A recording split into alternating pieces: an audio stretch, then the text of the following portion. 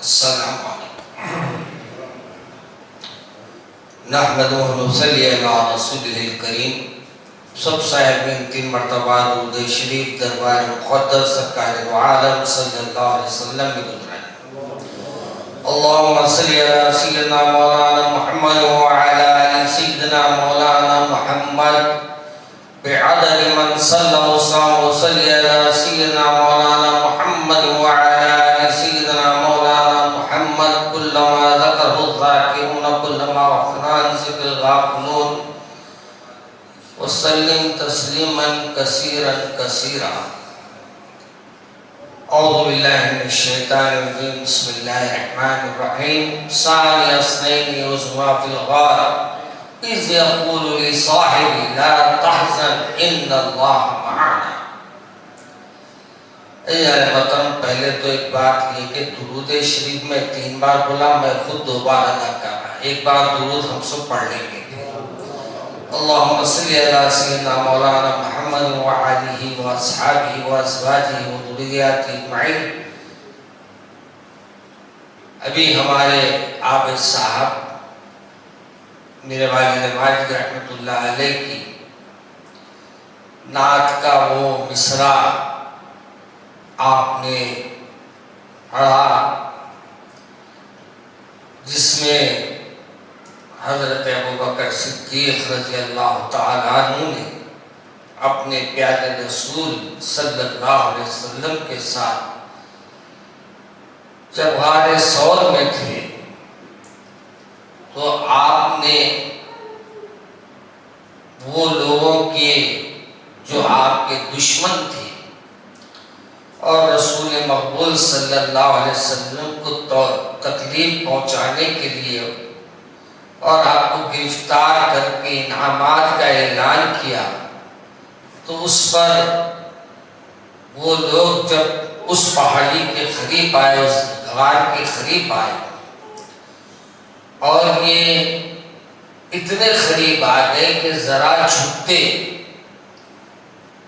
تو آپ کو وہ حضرات اللہ اور اللہ کے رسول کو دیکھ پاتے۔ اس وقت آپ نے اپنے ساتھ سرکار دو عالم صلی اللہ علیہ وسلم سے فرمایا، میرے آقا دشمن بہت قریب ہے ہمارے، ان کے پیر نظر آ رہے ہیں، ان کی حرکات نظر آ رہے ہیں، مگر اللہ کے رسول صلی اللہ علیہ وسلم نے بڑے اطمینان سے فرمایا، لا تحزن ان اللہ معنا، گھبراؤ نہیں، پریشان ہونے کی ضرورت نہیں ہے، کیونکہ اللہ ہمارے ساتھ ہے۔ اور یہ دونوں کی بات کو، یہ گفتگو کو اللہ نے قرآن پاک میں ثانی اثنین اذ ہما فی الغار کو پوری صورت اس کے اوپر بیان فرمائی۔ سب سے پہلے میں یہ دیکھنا چاہتا ہوں کہ آج ہم صدیق اکبر کا جب ذکر کرتے ہیں اور ہم جب ان کی یاد بناتے ہیں، یاد تو بناتی سے ہم لوگ ان لوگوں کی یادیں بناتے ہیں جس کے ساتھ کچھ کھانے کو ملتا، 11ویں میں کھوگلی ملتی، 12ویں میں بریانی ملتی، رجب میں کنڈے ملتی۔ حضرت کے وفات پہ نا جی ہے، آپ کی پیدائش پہ کچھ ہم کو ملنے والا ہے نا، کچھ کھانے کو ملتا۔ بہت بڑی بدبختی ہے مسلمانوں کی کہ مسلمان وہ احسانات کو ابوبکر صدیق رضی اللہ تعالیٰ عنہ کے بھول گیا جو میرے آقا پردے میں پردہ فرمانے کے بعد آپ نے اس بدلتے ہوئے حالات کو، اور جو ایسے حالات دنیا تمام میں پھیل گئے تھے، کوئی تو کہہ رہا تھا کہ حضور دنیا سے پردہ کر لیے، اب لہذا اب ہمارے اپنے پھر پلٹ کے چلے جانا چاہیے، کوئی کہتا کچھ، کوئی کہتا کچھ، لیکن آپ نے تمام حالات کو بخوبی نبھایا اور آپ نے وہ رسول مقبول صلی اللہ علیہ وسلم کی جو آپ کو تربیت حاصل ہوئی تھی، وہ اللہ تبارک و تعالیٰ کے فضل سے، اپنے کرم سے ہم کو قرآن پاک کی شکل میں ہم تک جو پہنچا ہے، وہ خلیفہ اول حضرت ابوبکر صدیق رضی اللہ تعالیٰ عنہ کی محنت ہی کا نتیجہ ہے۔ عزیزان محترم، ہم لوگوں نے نہ صرف صحابہ کرام میں بہت سے صحابہ کو نظر انداز کر دیا یا بھول گئے، بلکہ ہماری اولاد کو تو ابوبکر، عمر رضی اللہ تعالیٰ عنہ اور دیگر صحابہ کرام کی سیرت کا تو دور کی بات ہے، آپ کے اسوہ حسنہ پر بھی کوئی بات ان کو علم میں نہیں ہوگی۔ عشر مبشرہ کس کو بولتی، ہم کو کیا معلوم؟ خلفائے راشدین کس کو بولتے، ہم کو کیا معلوم؟ ہم لوگوں کے نوجوان، ہمارے گھر والے سب اتنے دین سے دور ہو گئے ہیں کہ ہمارے پیارے رسول صلی اللہ علیہ وسلم کے یار غار کو بھی بھول گئے ہیں، اور پھر وہ تمام سیرت جو بزرگوں کی ہمارے سامنے تھی، ہم نے اپنے بچوں کو بتایا نہیں، اور بتانے کا وقت بھی شاید ان کو ملا نہیں، کیونکہ تعلیم تعلیم تعلیم تعلیم، ان کو دنیا کی تعلیم میں اتنے مصروف رہے کہ جو دین جس کے صدقوں میں ملا ہم ان کو بھول گئے۔ میرے عزیز دوستو، آج ہم ابوبکر صدیق رضی اللہ تعالیٰ عنہ کا ذکر کرتے ہیں تو ہمارے کو سیرت کے کچھ حصے تو معلوم رہنا کہ حضرت ابوبکر صدیق رضی اللہ تعالیٰ عنہ آپ دور جاہلیت میں بھی، جبکہ اسلام نہیں آیا تھا، اس وقت بھی میرے سرکار کے ساتھ رہا کرتے تھے۔ امین مشہور تھے میرے آقا، امانتیں لوگ رکھاتے تھے، آپ امانتیں لوگوں کی اتنی سنبھال کے رکھتے تھے، دشمن تھے مگر امانتیں آپ کے پاس تھی۔ کمال کی بات ہے نہیں ہے، اپن دوسرے دشمن کے پاس جا کے امانت رکھتے نہیں رکھتے، لیکن میرے آقا کی بات یہ رہی کہ دشمن دشمنی کرتا پھر بھی امانت لگا کے میرے سرکار کو دیتا۔ امین مشہور تھے اور بڑے تاجر بھی تھے حضرت ابوبکر صدیق رضی اللہ تعالیٰ۔ آپ کے اندر کچھ علم اس وقت کا جتنا آپ کو ضروری تھا اللہ کے فضل سے آپ نے اتنا حاصل کیا تھا، تو زمانے جاہلیت میں بھی آپ کے بارے میں ہے کہ آپ نے نہ کوئی بت کے سامنے سجدہ کیا اور نہ ایسا کوئی عمل کیا جو غیر شرعی سمجھا جائے، یعنی شراب پینا، برائی کرنا، برائی جیسے عمل کرنا، وہ ہر چیز سے اللہ نے آپ کی حفاظت فرمائی۔ کیوں؟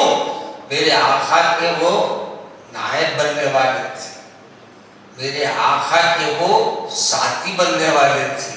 اللہ نے کہا کہ میرے محبوب کا ساتھی اگر کوئی گناہ میں مبتلا ہوگا تو ساتھی کا باقی رہے گا۔ لہذا ابوبکر صدیق رضی اللہ تعالیٰ عنہ کو اللہ نے وہ ہر عمل سے محفوظ رکھا جس کو رسول اکرم صلی اللہ علیہ وسلم نے منع فرمایا۔ آپ دونوں بھی، آپ حضرت ابوبکر صدیق رضی اللہ عنہ کے ساتھ تجارت فرماتے تھے، شام، بصرہ وغیرہ حضرت ابوبکر صدیق جاتے، ساتھ میں حضور اکرم صلی اللہ علیہ وسلم بھی تشریف لے جاتے، آپ کا مال لے کے جایا کرتے تھے، اور جب بھی مکے میں رہتے میرے سرکار کے ساتھ ساتھ رہتے، کیونکہ ایک بات یاد رکھیے، آدمی جیسا ہے ویسے آدمی کو ڈھونڈتا، اچھا آدمی ہے تو اچھے آدمی کو ڈھونڈتا اور اس کے ساتھ اپنا وقت گزارتا، برا آدمی ہے تو برے آدمی کو ڈھونڈتا، اس کے ساتھ وقت گزارتا، جو جیسا ہے ویسی فطرت کے آدمی کو تلاش کرتا۔ یہاں بھی سرکار دو عالم صلی اللہ علیہ وسلم کی اوصاف سے اور سرکار کے ساتھ آپ کا رات دن رہ کر آپ کے پیارے رسول صلی اللہ علیہ وسلم کی ہر ادا پہ آپ قربان تھے، ہر ادا آپ کی، جیسے بی بی صاحبہ نے کہا، میرے بھائی ماجد نے کہا، ہر ادا معجزہ، میرے سرکار کا ہر ادا معجزہ تھا۔ تو رسول اکرم صلی اللہ علیہ وسلم کے رات دن ساتھ رہنے والے، لیکن کیا ہوا؟ سب سے پہلے جب آپ پر اس بات کی اطلاع دی گئی کہ آپ کو اللہ نے اپنا نبی بنایا، تو کچھ لوگوں نے اسلام قبول کیا، اور اس میں گھر والے تین تھے، اور اگر باہر سے کسی کو لیا جاتا تو ابو بکر صدیق تھے۔ پہلے بی بی خدیجہ رضی اللہ تعالیٰ، یہ آپ کی پہلی زوج مبارک، آپ کی ہماری پہلی امی جان نے آپ پر ایمان لایا،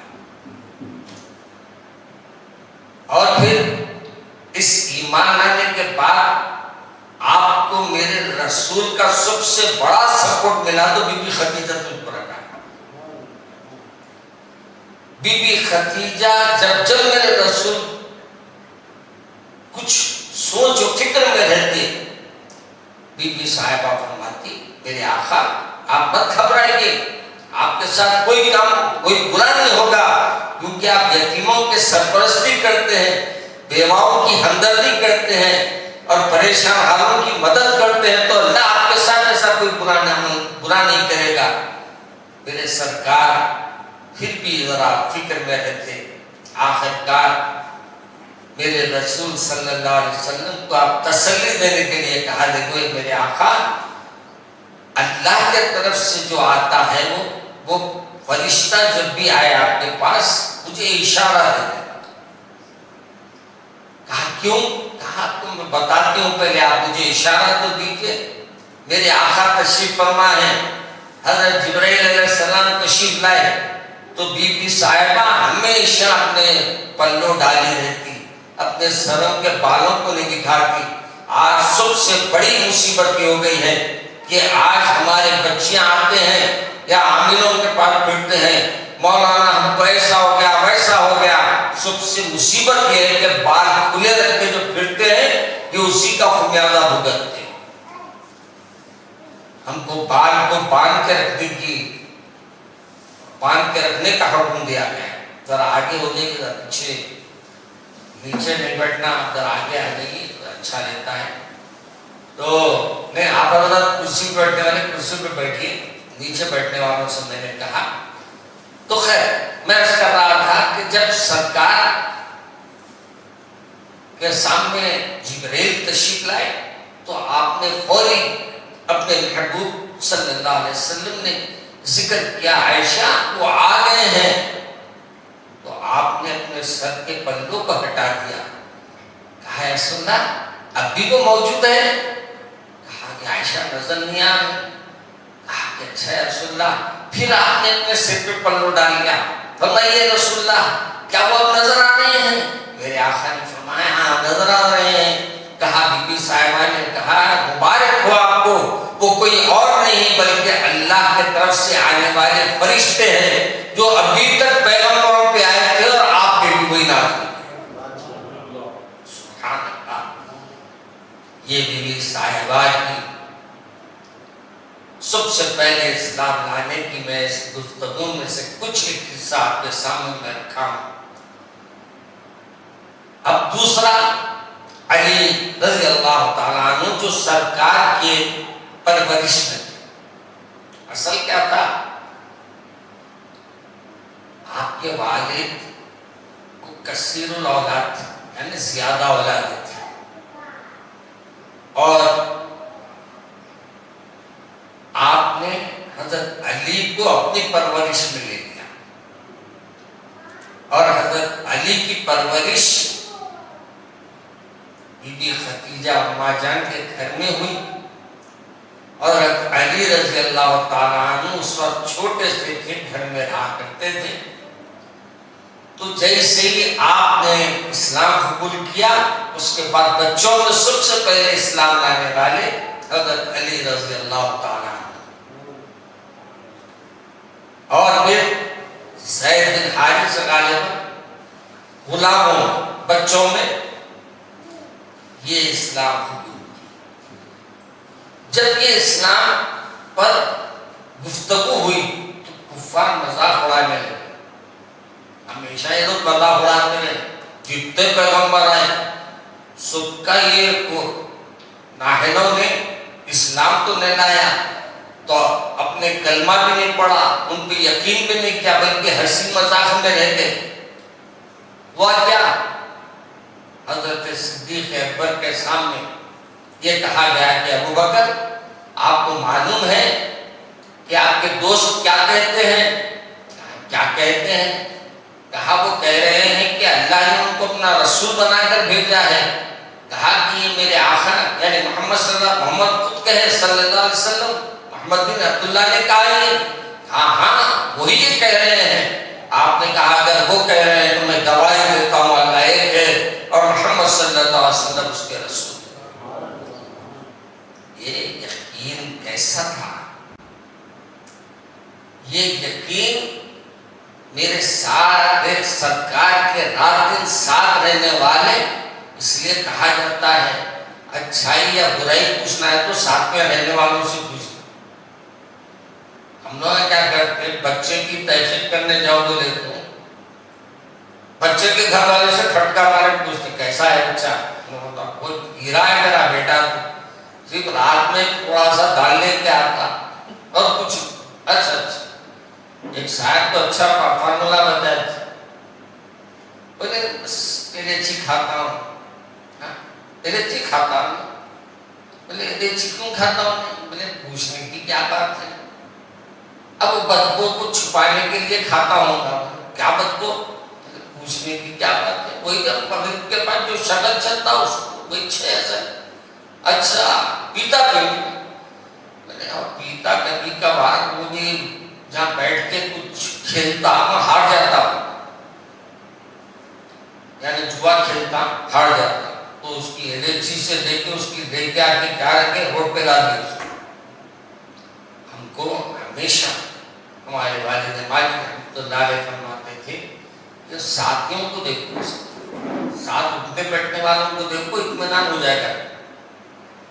ہمارے کو اللہ کے رسول نے ہر چیز بتا دی، ہر چیز کا نمونہ آپ کے سامنے رکھ دیا سرکار نے، اور اب ہمارا کام یہ وہ نمونے کو اپنے سامنے رکھ کے اپنی وہ نمونے کو اختیار کرے.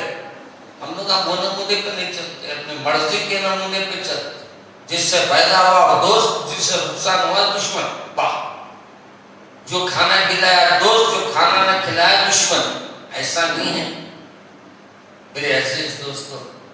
میرے سرکار کے یہ شیدائی جیسے ہی آپ کے سامنے یہ کہا گیا تو آپ نے کہا میں گواہی دیتا ہوں کہ اللہ ایک ہے اور محمد صلی اللہ علیہ وسلم اس کے سچے اور آخری رسول. اب آئیے تھوڑا سا حضرت ابوبکر صدیق رضی اللہ تعالیٰ عنہ کا تعارف آپ کے سامنے رکھوں، اس بات سے کہ آپ کو اللہ نے بڑے القاب سے نوازا ہے، اور اللہ تبارک و تعالیٰ نے جب آپ اسلام لانے سے پہلے بھی اللہ نے ان کو عزت دی تھی، اور اسلام لانے کے بعد بھی ان کو عزت ملی، کیونکہ وہ رسول کی صحبت میں تھے تو عزت ملنا ہی تھا. اور رسول جب بن گئے تو میرے سرکار پر ایمان لا گئے تو کہ عزت ملنا ہی تھا. یاد رکھو عزت انہی کے لیے ہے جو کلمہ پڑھے لا الہ الا اللہ محمد رسول اللہ. جو کہتا ہے اللہ اسی پر عزت عطا فرماتا ہے، اسی کو اللہ اپنے فضل سے اپنے کرم سے دنیا اور آخرت کی بقا اور نیکیوں سے اس کو اللہ تبارک و تعالیٰ اس کے نیکیوں میں اضافہ فرماتا ہے، برکتیں عطا فرماتا ہے. میرے عزیز دوستو، آپ کا نام عبداللہ بعد میں رکھا گیا عبد کعبہ تھا، کعبے کا بندہ۔ اب اس کے لیے کئی روایتیں ہیں، میں اس میں نہیں جانا چاہتا، کہ بعض نے کہا کہ بھائی وہ ابوبکر صدیق کے گھر میں جو صاحبزادے آپ کے والد کو ہوتے ہوئے وصال کر جاتے تھے، اس لیے وہ کعبے کے پاس لا کے رکھے۔ وہ روایتیں کوئی اس کے سامنے آپ کو بیان کرنے کی میں ضرورت محسوس نہیں کرتا، لہذا اللہ کے رسول صلی اللہ علیہ وسلم نے سب سے پہلے جو کام کیا، کہا کہ اب آپ کا نام عبداللہ رکھا جائے۔ نام رکھائی میرے آقا نے فرمائی حضرت ابوبکر صدیق، اور پھر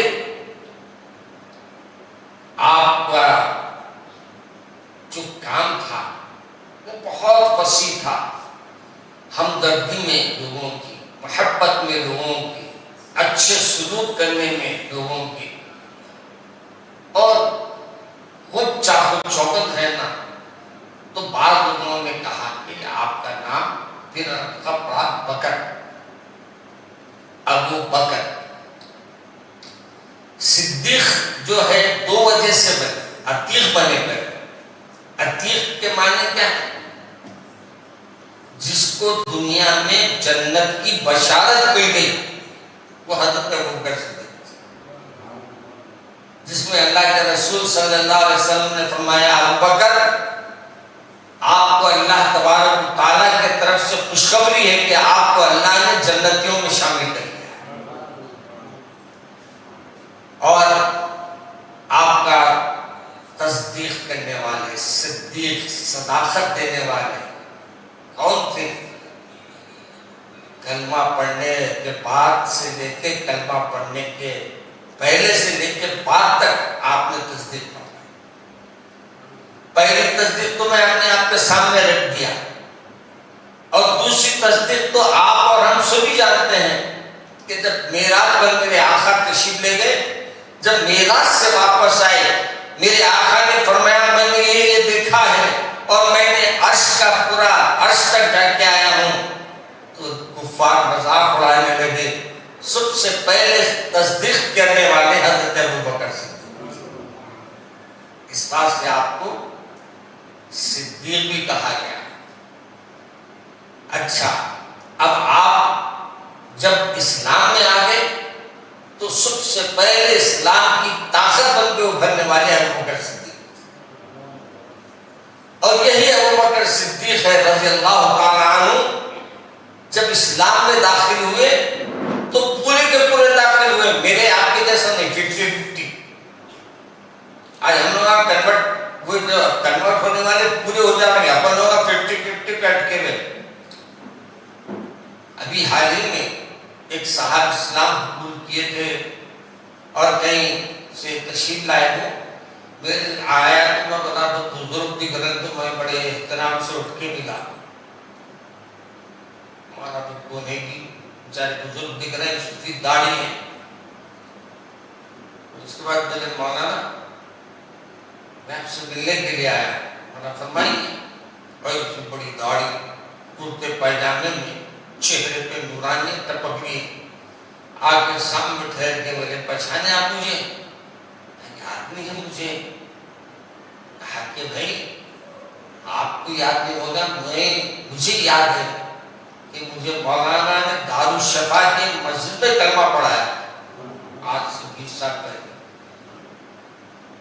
اور میرے کو یقین ہی نہیں آ رہا تھا وہ بیچارہ مسلمان ہے یا نان مسلم، ایسی اچھی گفتگو کر رہا تھا، ہمارے مسلمانوں نے کرنا ہوتی اچھی سیرت کی، سرکار کی سیرت پر جس نے گفتگو کیا، میں حیران رہ گیا کہ اتنا مطالعہ اس نے کیا۔ آج ہم تھوڑی دیر کے بعد سے اگر ہم سے کوئی پوچھے کہ محمد عربی صلی اللہ علیہ وسلم کے خاندان کا پورا شجرہ بتاؤ تو بتا پائیں گے کہ رسول اکرم صلی اللہ علیہ وسلم کا شجرہ کیا تھا، کہ رسول اکرم صلی اللہ علیہ وسلم کے اولادیں کتنی تھی، یا میرے آقا نے سب سے پہلے جو کلمہ پڑھایا کس کو پڑھایا تھا؟ نہیں تو اپنے اپنے گھروں میں جا کے پوچھو بھائی سب سے پہلے مسلمان کون گے اسلام میں؟ اگر اپنے گھر والے بول دیے تو خوش ہو جاؤ، نہیں بول سکے تو اپن ماتم کر دو کہ اپنے سے اپن جتنے گئے گزرے ہیں اللہ کے پاس جا کے کیا جواب۔ خیر میرے عزیز دوستو، آپ کو بتانا مقصد یہی تھا کہ آپ ماشاءاللہ اللہ کے فضل سے آپ کو اللہ نے وہ مقام عطا فرمایا کہ احد کے میدان میں جب ایک وقت احد کے پہاڑ پر ایک وقت سرکار دو عالم صلی اللہ علیہ وسلم، ابوبکر صدیق، عمر فاروق، عثمان غنی ٹھہرے ہوئے تھے اور احد کا پہاڑ کچھ ہلنے لگا تو میرے سرکار نے اس پہاڑ پر عصا مارا، عصا کو زور سے مارتے ہوئے کہا، اے پہاڑ، اے احد کیوں ہل رہا ہے؟ تجھے نہیں معلوم ایک صدیق ٹھہرا، دو شہداء ٹھہرے۔ کیا یہ زبان بھی زبان سن لیتے تھے؟ صدیق کی صداقت کا ان کو بھی یقین تھا۔ آج بعض لوگ نام کے مسلمان صدیق اکبر کی صداقت کے وجہ سے آگے پیچھے ہو جاتے۔ تو میں عرض کر رہا تھا میرے عزیز دوستوں اور بزرگوں، آپ دین کے کام کا آغاز ہوا تو سب سے پہلے حضرت علی رضی اللہ تعالیٰ عنہ کو میرے آقا نے یہ اس بات سے بیان کر رہا ہوں کیونکہ وہ تسلسل ملنے کے بعد سے تھوڑا سا آپ کو علم بھی آنا کہ آپ نے سب سے پہلے جو دین کا کام شروع کیا وہ گھر سے شروع کیا۔ آپ نے اپنے عزیز و خارج کو جمع کیا اور آپ نے اپنے عزیز و خارج کو یہ بات بتائی کہ مجھے اللہ نے اپنے کام کے لیے چنا ہے اور میں تمہارے کو یہ بتا رہا ہوں کہ اللہ ایک ہے اور میں اس کا رسول ہوں، میں اس کا نبی ہوں، میں اس کی گواہی دینا پڑے گا۔ مگر جس کے سینوں میں اللہ نے مہر لگا دی، جس کے کانوں کو اللہ نے بند کر دیا، جس کی نظریں اس کے سامنے دیکھنے سے قاصر رہی، وہ بھلا ابوبکر صدیق کے مقام کو کیا جانے۔ چنانچہ کیا ہوا؟ سرکار دو عالم صلی اللہ علیہ وسلم کو وہ لوگوں نے قبول نہ کیا اور سب کے سب انکار کر دیے، اور اس کے بعد پھر اللہ کے رسول صلی اللہ علیہ وسلم دین کے کاموں کے لیے نکل گئے اور دین کے کام آپ کرنے لگے، دین کا پیغام لوگوں تک پہنچانے لگے۔ وہی موقع تھا کہ ایک وقت ایسا آیا کہ ابوبکر صدیق رضی اللہ تعالیٰ عنہ کے اپنے کاموں میں مصروف تھے۔ میرے آقا کو کچھ دشمنان اسلام نے گھیر لیا اور میرے آقا پر ایسا حملہ کیا کہ وہ حملے کی اطلاع جب حضرت صدیق اکبر کو پہنچی، وہ دوڑتے ہوئے آئے، دوڑتے ہوئے آ کر آپ نے کہا کہ اے لوگوں، تم کو خیال رکھنا چاہیے، جو تم کو گناہوں سے بچا رہا ہے، جو تم کو جہنم کی آگ سے بچانا چاہتا ہے، تم اس کو ہلاک کرنے لگے ہیں، اس کو ماننے کے لیے آگے بڑھ رہے ہیں۔ مگر لوگ کیا سنتے؟ ان کے سامنے تو بس دین ابراہیمی ایک حقیقی تھا، وہ دین ابراہیمی کی بات کہتے تھے، اور وہ حضرت جبکہ ابراہیمی جو دین تھا وہ کئی اس میں خرافات آ گئے تھے، کئی اس میں غلط چیزوں کو انہوں نے شامل کر لیا تھا۔ لیکن یہاں جیسے ابوبکر صدیق تشریف لائے اور میرے رسول کا بچاؤ کرنے لگے اور بچانے کے لیے کوشش کیا، اور سرکار کو وہاں سے آپ نے اپنے گھر کے لیے بھیج دیا، اور اس کے بعد یہ کفار سے رسول اکرم صلی اللہ علیہ وسلم کی جانے کے بعد ابوبکر صدیق رضی اللہ تعالیٰ عنہ نے ان سے مقابلہ کیا۔ خیر بہت طویل واقعہ ہے، آپ کو اتنا زخمی کیا گیا، اتنا مارے کہ آپ بے ہوش ہو گئے۔ پھر آپ کے قبیلے والے آپ کو لے کر اپنے گھر گئے، جانے کے بعد بے ہوشی طاری ہو گئی اور بے ہوشی کی وجہ سے آنکھ نہیں کھل رہے تھے اور بے ہوشی کی وجہ سے بات نہیں کر رہے تھے۔ لیکن جب ہوش آیا، جب آنکھ کھلی تو سب سے پہلے آپ نے اپنی اماں جان سے پوچھا، بتاؤ اماں جان محمد صلی اللہ علیہ وسلم کیسے؟ آپ نے کہا ابوبکر انہی کے لیے تو تم نے اتنی تکلیفیں اٹھائی ہیں، تم کو اتنا مارا گیا اور ان کو تکلیف دی گئی. اور پھر بی بی عائشہ صدیقہ رضی اللہ تعالیٰ عنہ فرماتی ہیں، وہ کہتی ہیں کہ میرے آقا کے یہ غلام کا یہ حال تھا کہ جب میرے ابا جان کے سر کو ہاتھ لگاتے تو کھال نکل جاتی بالوں سے مت. یعنی آپ کو اتنی سخت طریقے سے اذیت دی گئی تھی، تکلیف دی گئی. میرے عزیز دوستو، آخر کار اپنی اما جان سے کہا جاؤ اما جان، جا کر ایک کام کرو.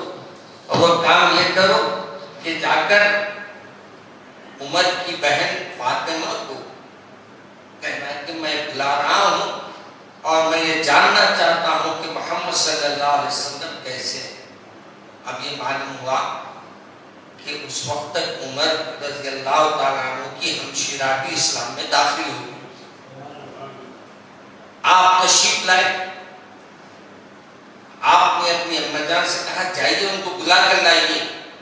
آپ نے اما جان جا کر ان کو بلا کر لائے اور بلا کر لانے کے بعد پھر آپ نے پوچھا ان سے کہ آپ پیارے رسول کہاں ہیں.